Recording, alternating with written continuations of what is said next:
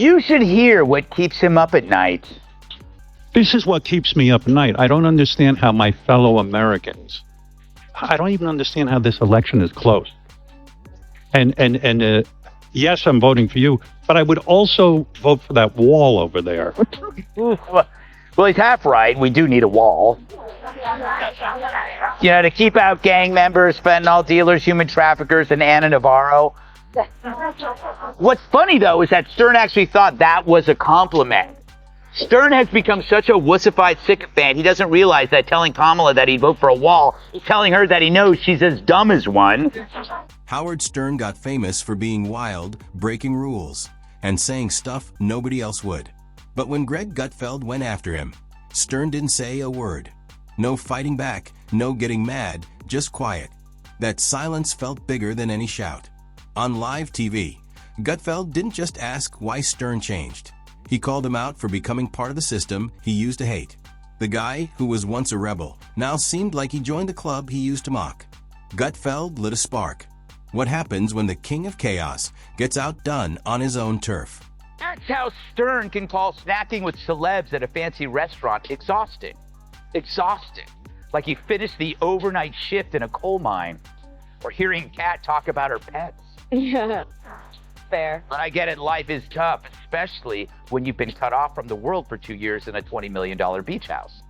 I mean, you have no idea how tiring it is walking all the way from the wine cellar to the tennis court and back. Some TV moments disappear fast, like they never happened. But some hit like a giant fireball and stick around. The fight between Greg Gutfeld and Howard Stern on TV was one of those big moments. It wasn't just a loud argument. It was like two giant worlds crashing. Two huge TV stars from different sides went head-to-head, and only one came out looking like a true star.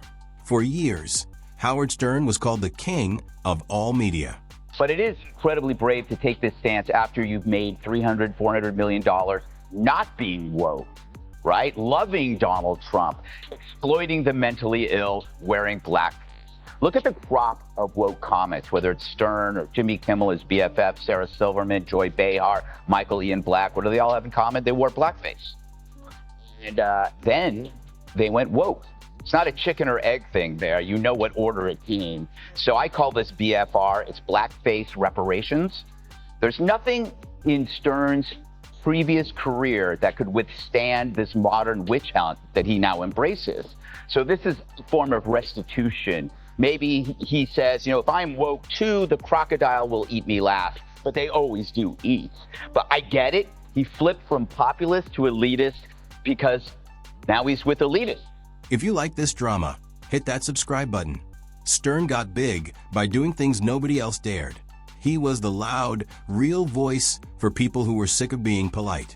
His name meant wildness, rebellion, and trouble. You either loved him or didn't, but you couldn't ignore him. The thing with being a rebel king is this: stay on top too long and you start losing your edge. Over time, Stern started to change. Not all at once, but bit by bit, and everyone could see it. I will say this, Dagan. I thank God for Howard Stern because he does make me feel normal by comparison. Because I'm like the Fox recluse. I don't do anything. I don't go anywhere. But he makes me look like, Pete Davidson on a... Yeah, he's a germaphobe. Like, his wife rescues cats. That's her job, apparently. Her thing. But you get toxoplasmosis. That's true. Cryptosporidiosis. AIDS. No, you can't. But you can't get. But you can get. I mean, what are the chances I get that again? Like a lot of diarrhea related. From a loud guy who hated the system, Stern turned into a fancy celebrity interviewer. The guy who used to yell on air now acts like a smooth talk show host. And Greg Gutfeld saw the weakness in Stern's old tough guy image. Gutfeld, whether you like him or not, is great at TV fights. He's not just a talker. He's like a funny joker mixed with a bulldozer. He doesn't just argue. He teases, mocks, and points out the truth. His show every night mixes jokes, sarcasm, and sharp comments. Gutfeld got famous by taking down big names and starting fights others wouldn't touch. So when he brought up Stern's name in one of his shows, it wasn't just a quick joke. It turned into a big, sharp attack. Gutfeld didn't just ask questions. He tore apart Stern's image, making fun of the old Chaos King for acting like he fits in with the rich and famous now. On his radio show, Howard Stern defended wokeism, saying it's a compliment when someone calls him woke. Listen. If woke means I can't get behind Trump, which is what I think it means, or that I support people who want to be transgender, or I'm for the vaccine, well, dude. This wasn't just a little joke. Gutfeld went all in. He didn't call Stern a legend. He called him a warning. The message was super clear. Howard Stern, who used to be a fearless rebel, had turned into the thing he used to fight. In Gutfeld's world, that's the worst thing you can do. Giving up, softening up, and joining the system you used to hate. Gutfeld didn't yell or get mad. He was calm, sharp, and exact, like a doctor with a knife, cutting right to the truth. He compared the old Stern, wild, reckless, making fun of big shots and scaring censors, to the new Stern, all polished and friendly with the celebrities he used to roast. It wasn't loud, but it was super strong. It was a quiet, brutal takedown of a guy known for chaos, now acting all proper. The irony was huge. The guy who used to call out fakes now seemed like one himself. Gutfeld didn't make it up, he just showed it. The symbolism hit like a giant truck.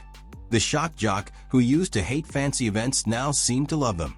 But Stern being holed up in his house that long, it explains a lot of things, like how you forget how other people live, especially in hard times like a pandemic.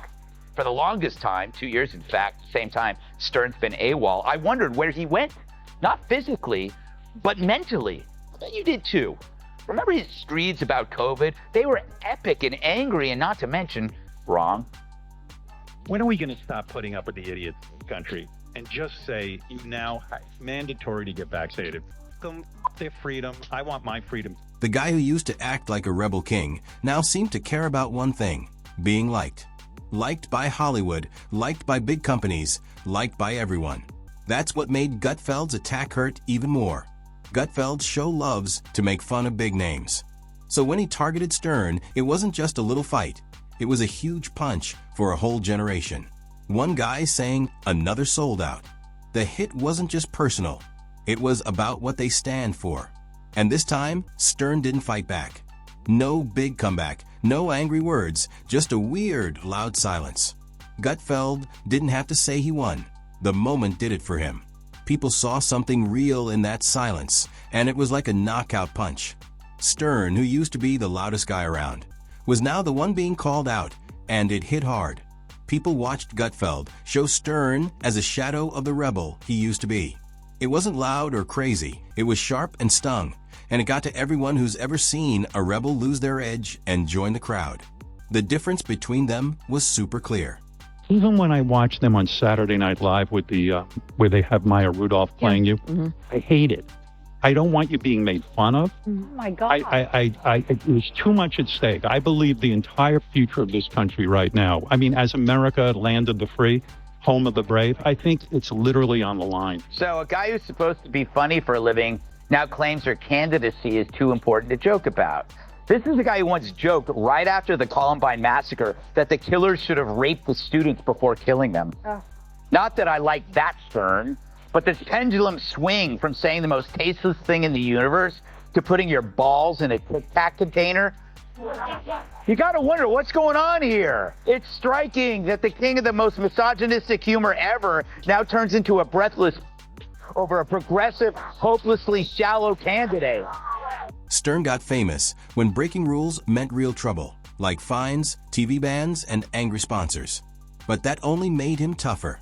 Gutfeld, though, grew up in a different world, one with cancel culture, angry online mobs, and social media attacks.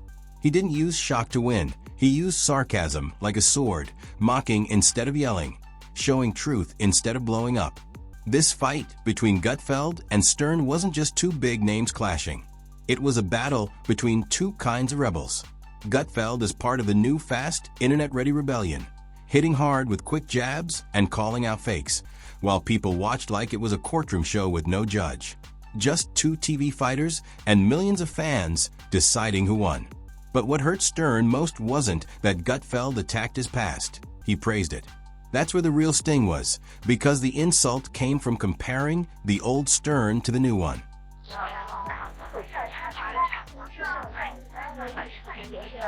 Happy Friday, America! Oh man, tonight is a special night. It's Feminine Friday, where all the panelists are women. Tonight we have Kennedy,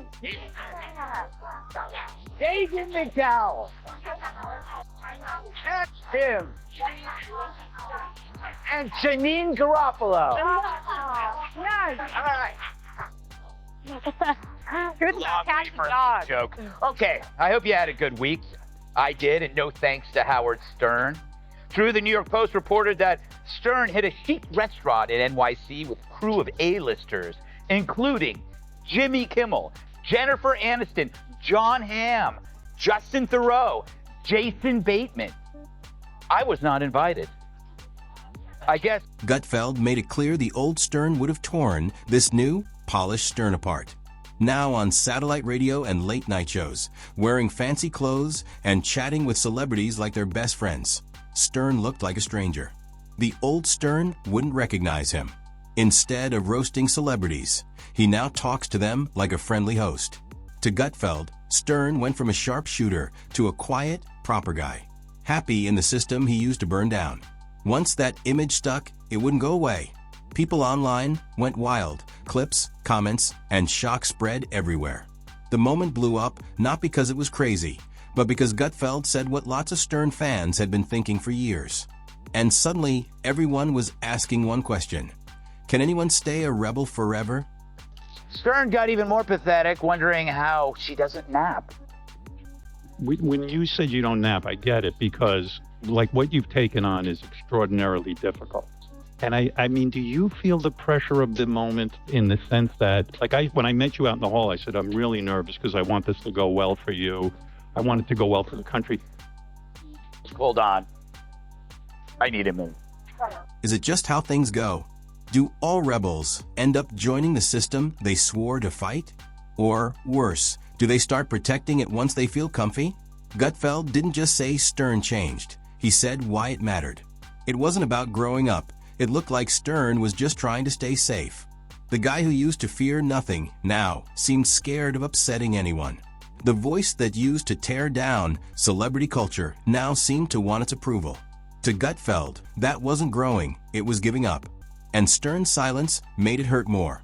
The king of comebacks, who always faced his critics, suddenly disappeared from the fight. No fire, no fight, just quiet.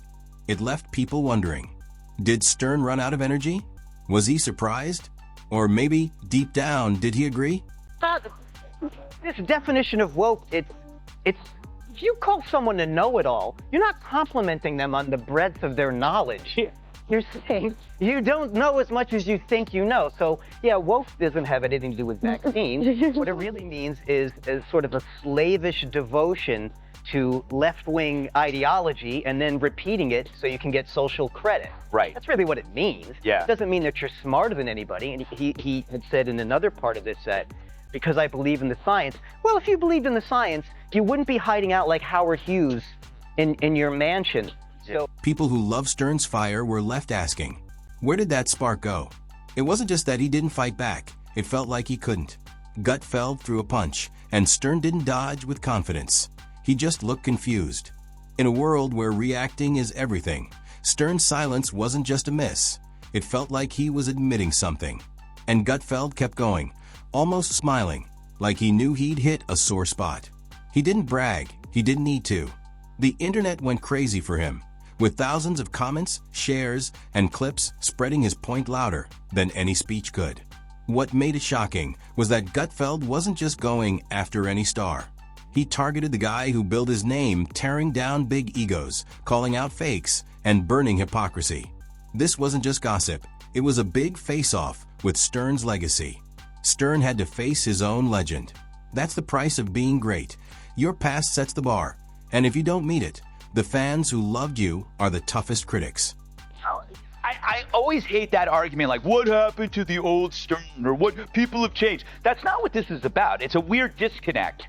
Well, he hasn't changed. No. People have been calling him insane for 40 years. Yeah, It just used to be, this guy's nuts. And now they're like, oh, we're worried about Howard.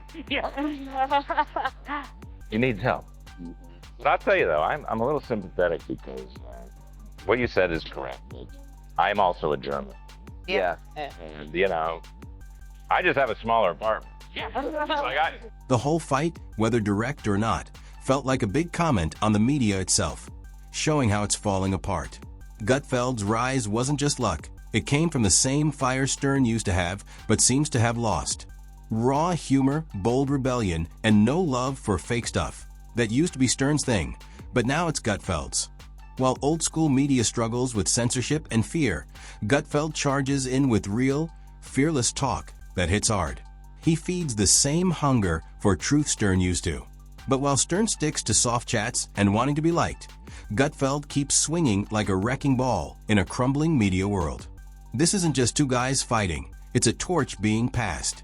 Not about politics, but about being real, or at least seeming real. And in that big TV moment, Gutfeld looked like the real one. The guy saying what others won't, even if it means taking on a legend. Meanwhile, Stern seems stuck, holding on to a past that doesn't fit who he is now. Striking that the king of the most misogynistic humor ever now turns into a breathless over a progressive, hopelessly shallow candidate.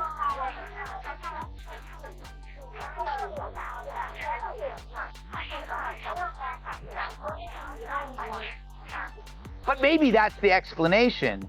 This is Stern's self-imposed penance for subjugating women to demoralizing stunts, capitalizing on desperate females thirsting for attention, even if it's from an oily paddle striking their bare asses. Fair or not, in media, how people see you is everything.